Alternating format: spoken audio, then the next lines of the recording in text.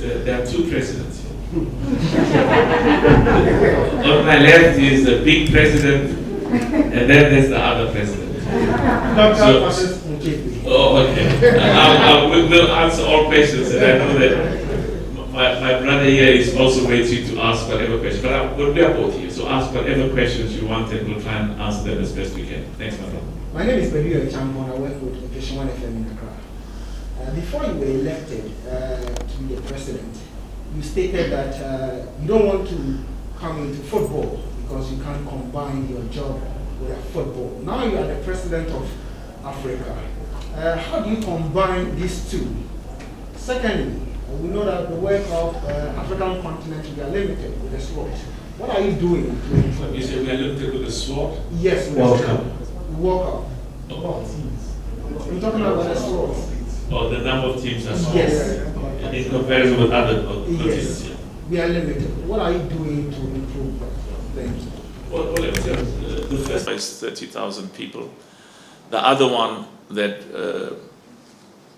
I merged with another company employs 50,000 people. And we are shareholders in companies where, we've got world-class management teams. And one of the things is what I said to you, that we are privileged to have, colleagues, people that I work with, some of whom are smarter and brighter than I am. So I've really, what I do know is whenever you start a new business, whenever you start a new responsibility, the first 9 months, the first 6 months, you have to spend a lot of time to try and make sure that there's a fundamental change and a fundamental improvement. And I'm talking here about CAF and African football.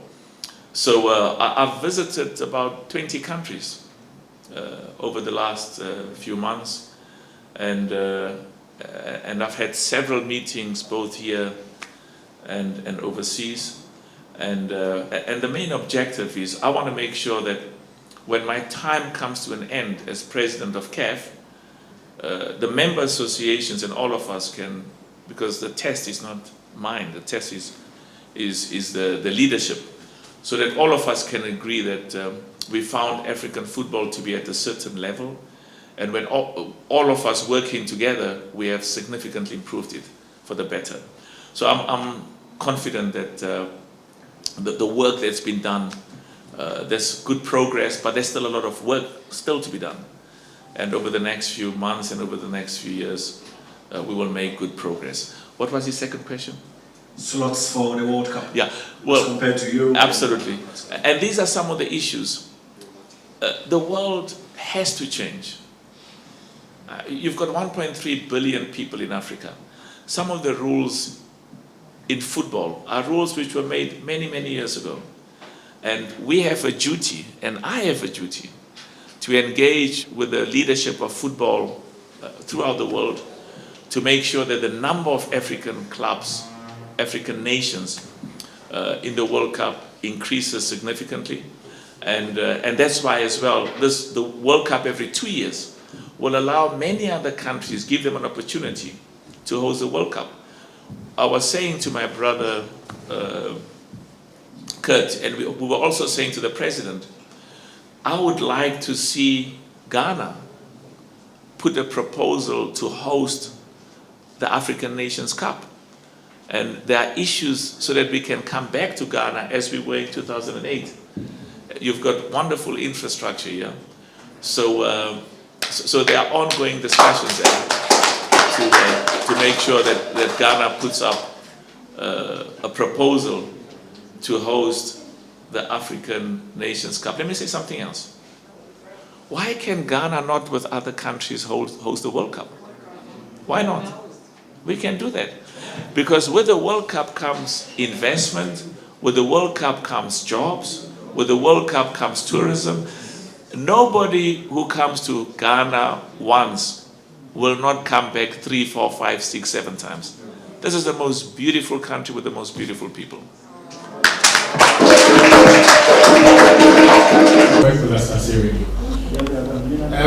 Why is CAF even contemplating a Super League when it will be easier to strengthen, say, the CAF Champions League? Because as it stands, there are many who believe, and for good reason, that economically it's not a very viable competition. So if you have resources that you could push into a new competition, why not invest that into the CAF Champions League and strengthen it?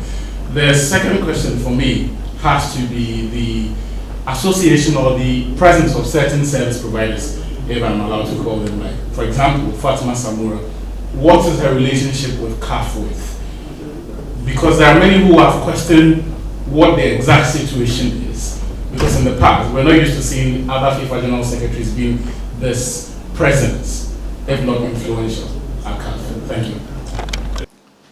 I have been going to the World Economic Forum with many heads of state, many presidents of Africa over the last 20 years, 25 years. We have been fighting for Africa, because Africa is all that we have. And what is important is all of us, we've got a time period. We are not there for long. Whilst we are there, we have to make a tangible improvement. So I can assure you, whilst, and in fact I was laughing because my brother was asking a question of Gianni Infantino.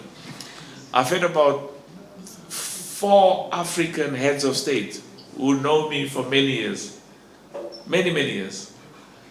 They said, the Patrice we know, nobody will control Patrice except the people of Africa. And that is one of the reasons why those heads of state were some of those who said to me, please stand up, because we are Mandela's children. We are nobody's children except the people of Africa. And the test is not what we say, is the results. I want to make sure that by the time, as I said, I step down as president of CAF, whoever takes over from me, there are rules, there are processes, there's a culture, there's a history that has been put in place that cannot be changed for many years to come. And those changes are entrenched exclusively for the benefit of football in Africa. And his first question was about...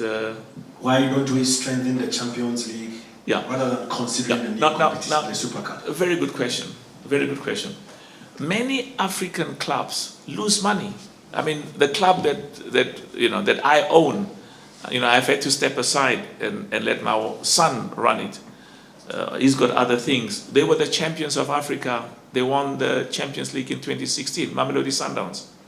And I know, because the family pays. The clubs that participate in the Champions League, they lose money.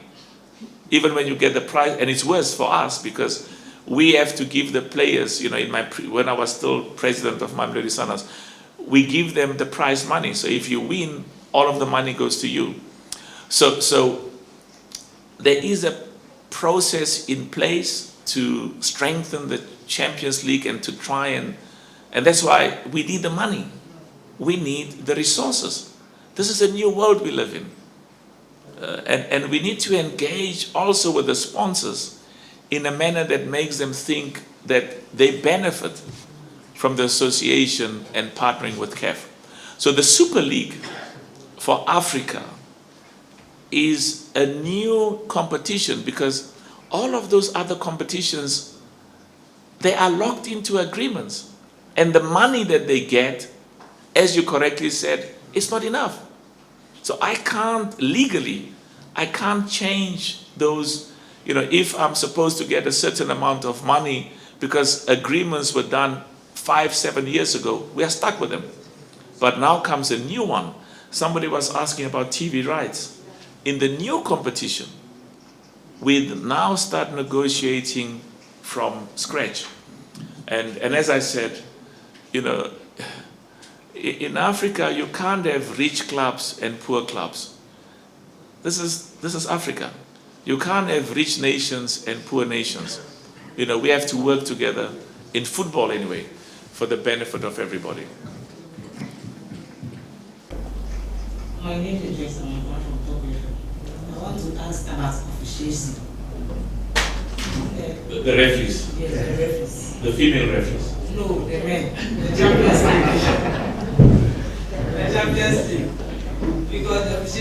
so bad. Especially last Sunday, when I spoke pray in Morocco. If you watch the match, you can judge. So please do something on officiating. Very, very, very good question. Very good. And this is one of the things that is getting emergency, because I'm talking about getting funding and finance for African football. I can't talk about getting funding and finance for African football when the quality of refereeing is not world class. So I can assure you it's receiving urgent attention. And you know, and that's why this VAR is critically important. Very good question. Yeah. You've had your turn. Yeah, listen, let's take 2-3 more questions. And just a second. In the final of the qualifiers for the World Cup, if you the CAF president said, because as she talked about officiating, just that you have fears that officiating will be fair on the day.